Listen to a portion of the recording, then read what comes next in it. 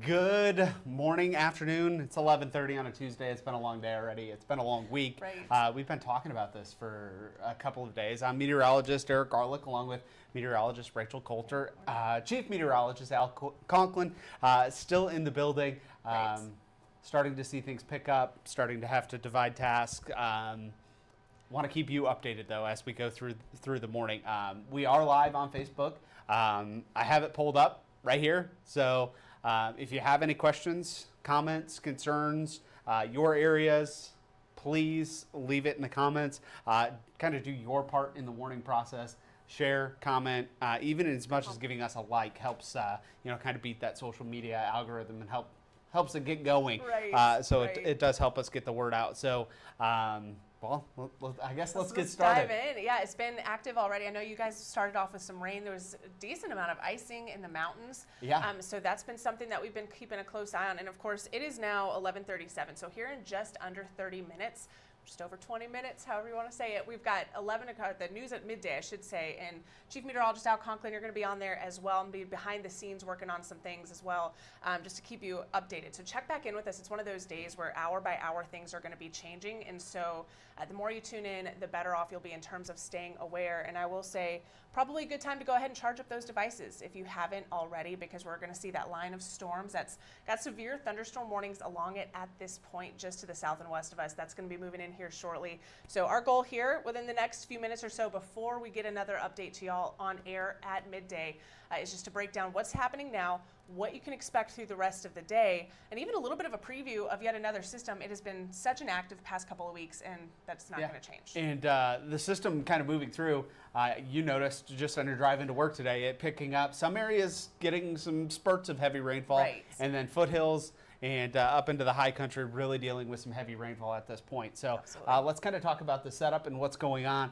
We got a warm front that's lifting off to the north, area of low pressure back into Kentucky and Tennessee. Kind of a messy draw of the cold front and warm front, but you get the gist of what's going on. 60 in Charlotte and only 33 as you head toward the mountains. So here's what it looks like on the big scheme of things. We got some folks tuning in from Iredell County, Gaston County, Fort Mill, dealing with a few of these areas that are under Pageland, Salisbury. So these are areas that we will talk about. But take a look at how massive this storm is.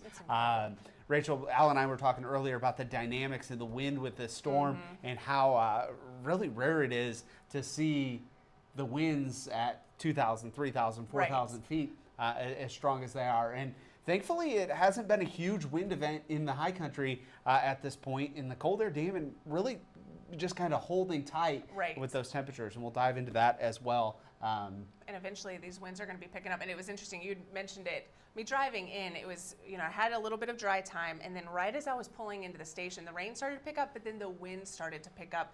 And I was battling my rain jacket there for a second. So these wind gusts, nothing to play around with, and those are only going to increase, especially for our central and eastern counties. I think you're right. Some of our northwestern counties won't be as windy here the next couple of hours as what we're going to see mainly along and east of I-77, in addition to that severe threat, which you'll notice here on your screen. Look just south and west of Charlotte. You see a lot of things going on here. So we've got on the background, there's your flood watch, that dark green that's behind all of the rain. And then you see those white little polygons there, right out towards the foothills. Those are flash flood warnings. And this is so important over the course of the day. Not only are we watching for severe weather, but it's going to be imperative that you can hear and respond to any flash flood warnings that come out. We've had several inches of rain so far. It's still raining. We've got more rain to the south and west, and you're going to want to watch out for ponding on the roadways. And visibility will be low anyway. You don't have to travel far to the south. Right along that I-85 corridor, starting to see the lightning pick up with this system as well, as this works just along I-85, moving south and east, or I should say north and east of Greenville. And that's moving at about 55 miles per hour, that severe thunderstorm warned segment of that line. So if that holds together, same speed, I mean, we could be talking about impacts along the I-77 corridor around 12:45, 1 o'clock. Yeah, and this is kind of coming in right as we were thinking. Just wanted to jump in a few comments. Marie is in Boone. How's the icing in Boone? I think we're starting to see that dissipate and change to all rain as these temperatures warm. Kings Mountain, Burke County, where we do have a flash flood warning. Not just your typical run-of-the-mill flash flood Good warning point. either. This is, they have tiers, so there's levels of these flash flood warnings, and this is considerable. So let's focus on the severe thunderstorm warning that we have right now. That's moving into really the metro as we go through the next couple of hours, moving northeast at 55 miles an hour. But wanted to focus on these flash flood warnings, again, of considerable nature, picking up 2 to 4 inches of rain already, another 2 to 3 inches of rain possible in these areas. Morganton, Eichert, back toward Union Mills, back toward Greenville. Those areas picking up some very, very heavy rainfall. Cabarrus County, Lancaster County, going to start to see our rain on the uptick as this line moves through. But again, kind of a ETA, looking at around 12:30, 12:45 for some of that heavier rainfall to move into the Mecklenburg County area. And Rachel, you've covered a lot of severe weather in your tenure as a meteorologist. You can kind of see that backward C shape kind of taking place, Right. and that really just draws your attention to the damaging wind threat associated with that. Absolutely. We're starting to get a little bit more unstable, not necessarily at the surface just yet, but even a little bit of instability just overhead. That's going to allow some strong, if not damaging, wind gusts to take place. And you mentioned it, once you start to see that C, it's almost like a bow and arrow, right? And once that starts to bow out, those lines start to bow out, you've got some really strong winds that are pushing that line, and that could become, think about power lines down, trees down, that type of damage is what we're going to be watching for with the severe storms. And we'll even have to keep a close eye on trees down outside of the storms just because of the wind gusts we're expecting. And as you talked about instability, if you want to pop up that Absolutely. temperature map, look at the difference in temperatures. It's 38 degrees in Morganton right now, looking at 60 in Rock Hill, 63 in Chesterfield, in Fayetteville. So these temperatures are very, very different across the area. And we are going to start to see our threat for severe weather increasing as we go through the next couple of hours. But you can see that line very evident there from Morganton down towards Shelby, and that's going to be something that's going to traverse really east as we go through the next couple of hours. But man, just getting some new information about some watches that have been issued. So this is going to be a great tool to have as you go through the day. I just got the alert to my WBTV weather app, and it's a tornado watch. It goes until 6 o'clock, and I'm trying to see who. So it looks like Charlotte is included. Okay. So we've got, we're pulling it up from our WBTV First Alert Weather Yeah. app as we speak. Let me see And if you I may can have go gotten a back. notification for this. It looks like we've got Rowan County Yeah, that's there it is. included, Cabarrus. Okay, so there's that tornado watch that you see in red here on your screen. Thanks for flipping that over as I read this over. So what I'm going to do, I'm going to read this tornado watch out, and this is, again, can be found on your WBTV First Alert Weather app. You'll be able to find that tornado watch on your screen there. So Anson County is going to be included in this. Montgomery County is included in this. Union, Cabarrus, Richmond, Rowan, Gaston, Mecklenburg, Stanley counties included in a tornado watch. Okay, so this means, if I were to walk you through what this means, and meteorologist Eric Garlick just had to step behind the scenes for a second, so that's why it's just me right now. But he's I'm going to go put that tornado watch graphic up in that. okay. So if you Awesome. Sounds good. Alrighty, so he's going to go send some updates. We're trying to keep you posted online, on air, on social media. So he's going to go do that update. But just in terms of what a tornado watch means, a tornado watch means that conditions are favorable for tornadoes to develop. We could also see, again, that damaging wind gust threat as well. We're going to have to watch this closely. It doesn't mean that that threat is imminent. It doesn't mean that it's happening right now, but of course we're going to have the conditions favorable for this as we continue into the next few hours. So if you just got an alert on your phone, we're going to be sending more alerts on the First Alert Weather app. You've got it there on your screen. Make sure that you charge up those devices and tune in as we continue through the rest of the day. We've got our team here. We're going to keep you posted. No need to worry about that. But I do want to get you now to the watch that we have in place. And there it is. So you can see it on our screen just in case you haven't downloaded the app just yet, which again, going to be a really good call because you can have your location follow you and have those notifications turned on loud. So if any warnings are issued, you will be the first to know. So that tornado watch goes all the way until 6 o'clock. Now, I think that that will be trimmed back as the evening wears on for some of our central counties because this line will be moving through pretty quickly. It's going to be about 5 and 6 o'clock where it's actually out of the area entirely, but you can see where this includes. You've got Gaston County, Mecklenburg County, Cabarrus County, Rowan County, Union County, Chester, down towards York, Lancaster, and Chesterfield counties included in a tornado watch. until 6 o'clock tonight.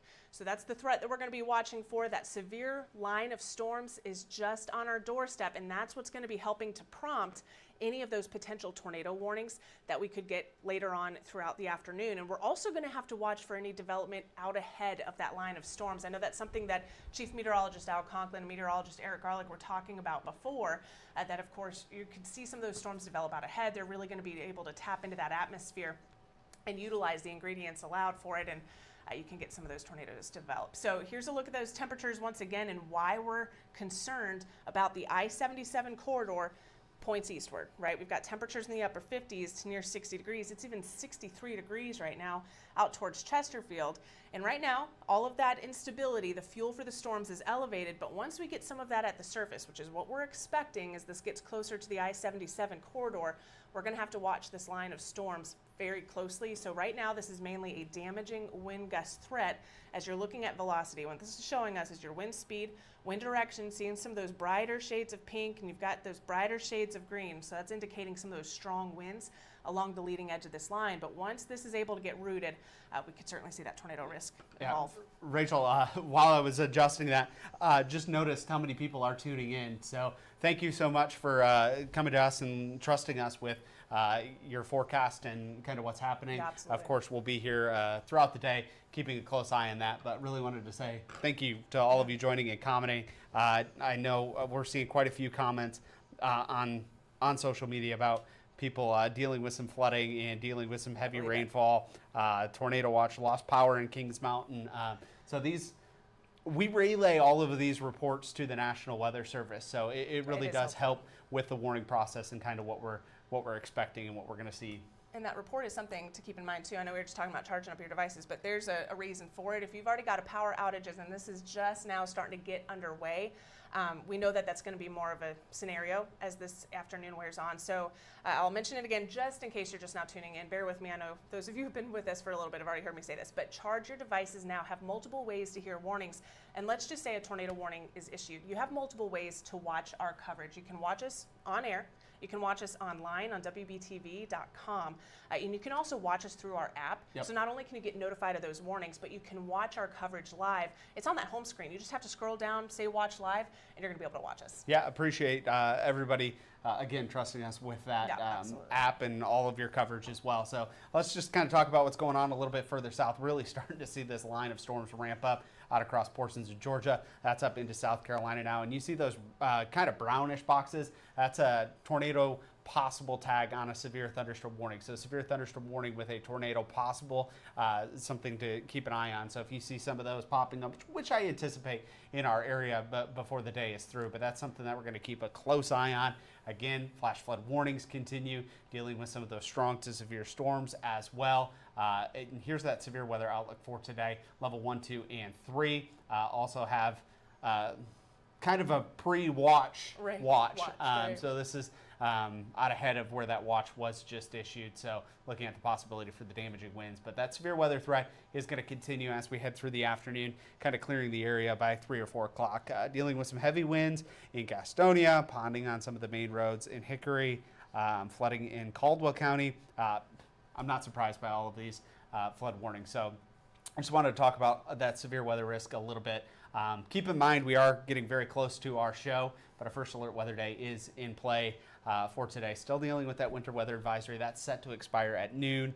Haven't seen that expanded or in duration at this time, but it has been the last couple of times. Here's a look into Blowing Rock right now. You can still see some of that rain coming down, but starting to see it dissipate on those power lines. It was pretty thick earlier, and as far as winds, you can kind of see them pretty strong with that flag standing straight out there off in the distance, but this is something that is going to be a concern as we go through the day. So some very, very strong winds, upwards of 44 miles an hour right now, I think is the strongest one that I see. And it's noticeable, that 36-mile-per-hour wind gust, I'm pretty sure that's when I was walking into this building, and it was substantial outside. Again, it was hard to even just keep my rain jacket on. So Be careful heading out the door. There's a reason we have that wind advisory in place, and that's for the entire area excluding the mountains, only to be replaced by an Ashe and Watauga and Avery County, a high wind warning. So there's a look at the potential wind gusts, and again, this is outside of any storms. We could see wind gusts up to 50 miles per hour in the Piedmont foothills, up to 60 miles per hour in the mountains, and then you add in the storms, you could see wind gusts. For severe thunderstorm warnings to be issued, that potential would be around 58 miles per hour and above, but we could even see wind gusts over 60, 70 miles per hour with some of these storms. Cindy says it's windy in Gastonia. The internet is actually out. So here's a look at those current watches.